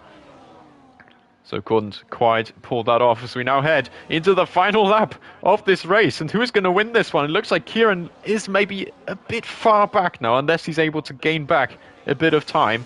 But Luca and Liam here at the front, they are going to make this. I think they're probably going to make it out between themselves. Still, it's 6 cars in that top DRS train. I mean, what a race we've had here at Silverstone. I think, yeah. Look at that. Final. Oh, Javier. Okay. There we go. I just said that. Yeah. Just as I said that, my prediction was correct. Oh, goodness. Yeah. Well, that's a real shame for AMR. At least they've still got Joseda there in contention in the lead. But to think that, Javier was right there with him. He was right there with that top pack. Real shame to see for the Spanish team. But now I think we head on to the crucial, the decisive part of this race and this racetrack. The S's and then the Hanger Straight. That's where we would see the overtake, I would think. As maybe Liam trying to slow down for the guys behind to put a bit of pressure on Luca. But for all I know, it does look pretty likely that Luca is going to pull this move off and take the lead of this race with just a couple turns to go. Luca does indeed take the lead into Stowe corner, but he goes for it. Liam goes for it. There's a bit of contact, but it looks like Luca's got this covered. Indeed, goes defensive into Vale. Liam can't do much about that. And it looks like Luca... Oh, big jump there from Joseda. I think he's round. But we have to check with the leaders here. Luca wins the race then. Liam in second. Kieran goes from qualifying to P3. Joseda is lucky to hold on to 4th. I've seen a big jump there over the final curb. 5 and 6 in the end for HRT. Unai Vega drops to 7th, actually, in the end. Jake in P8 salvages what he can for NLR development. Isma 9th. Toby in P10 for, yes, exactly, for Legacy Racing. There we go. Thomas in 11th for GT10. Then we've got Kenny in 12th. Lumi in 13th. And, well, still in the middle sector navigating this final part of the lap. We've got Dornax for GT10. Same old story. NLR development have done it again. This is crazy. 5 out of 5 now. It was so close to have an actually different race winner. But yeah, I think that decisive move from Luca was to defend so late, but in a fair way, to defend at Vale. So blocking a possible dive on the inside, so that he eventually... Liam had no choice but to be back on the normal racing line, and it was even too late to even have a switchback through Vale and Club. I think that was definitely the decisive move, and even being behind on the last lap is obviously the best position. You have DRS through the Hanger Straight, and there's nothing you can do if you're in P1 to defend that. So that's great positioning, voluntarily positioning by Luca to be in P2 at that particular moment, and again to defend into Vale. Those were definitely the deciding factors. So it gets boring 5 out of 5, but hats off if it's a deserved win. There's not really anything I can contest about that. So yeah, another deserved win for NLR. Yep, I can only jump onto the back of what you said there and say at least let's have a look at the positives, see at the check the circumstances in which it has come about. And now I'm going to have 20 seconds also to run you down the race results again if the screen eventually lowers. I've got a black screen. So there you go. It's Luca winning the race from Liam in second. Kieran finishes third from a quali ban, 17 to P3. What a result. Joseda also 16th to 4th. Fantastic race from Liagos in P5 with his teammate Baptiste in P6 behind. Unai Vega in 7th then for Sierra. We've got Jake in P8 for NLR development. P9 goes to Isma and Toby rounds out the top 10. Thomas Balser, Kenny, Lumi, Dornax round out the finishers, and they've got Redma with an unlucky DNF.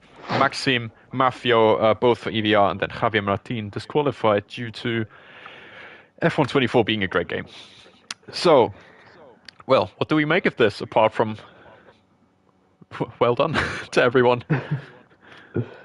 I mean, the top five, except from Luca, just goes to show how quote unquote irrelevant quali is because Yeah. it keeps being so unpredictable in the race. There is no matter where you start, even if it's a qualifying ban or a bad qualifying on your own because of your laps, just never over. You always keep fighting, keep being there. Exchanging positions, overtaking left and right. You just overall never give up, and that's how you make all of those positions. So definitely a great effort from Luca winning the race, but I would also put the same merit for the rest of the top five, recovering so many positions and gaining so many important points. Because again, the point system has smaller gaps between every position so in terms of points. It's an average of like 3 to 2 points of gap between every position. Wow.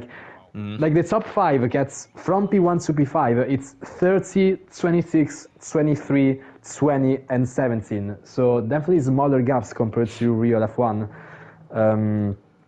Well, it's supposed to have the gaps smaller in the standings, but at the same time, NLR is leading with more than double the Yeah. points of P2.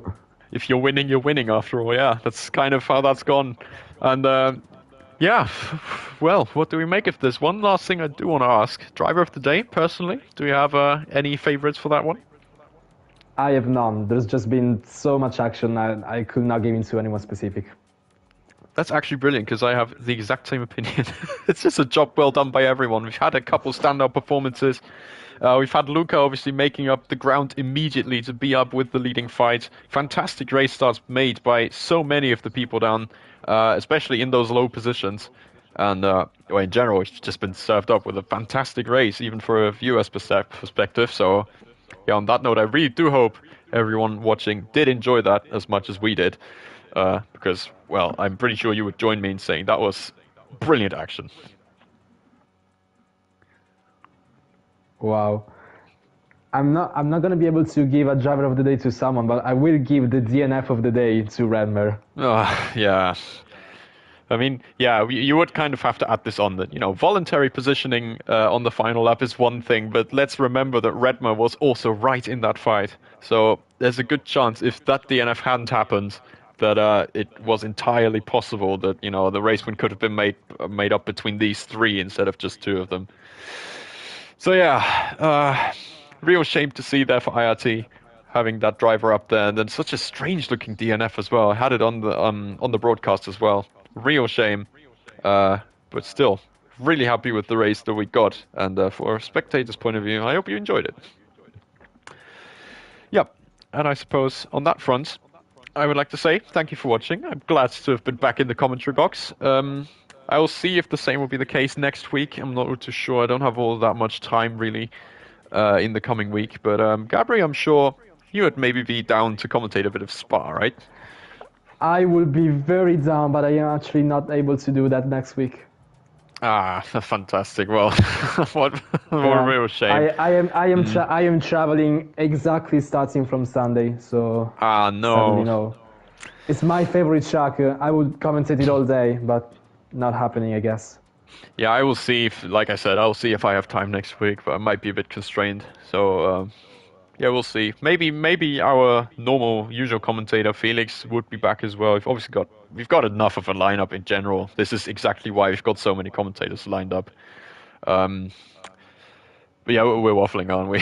So I think at this point I'm going to end the stream here. Thank you for watching, everyone, and yeah, see you at the next one.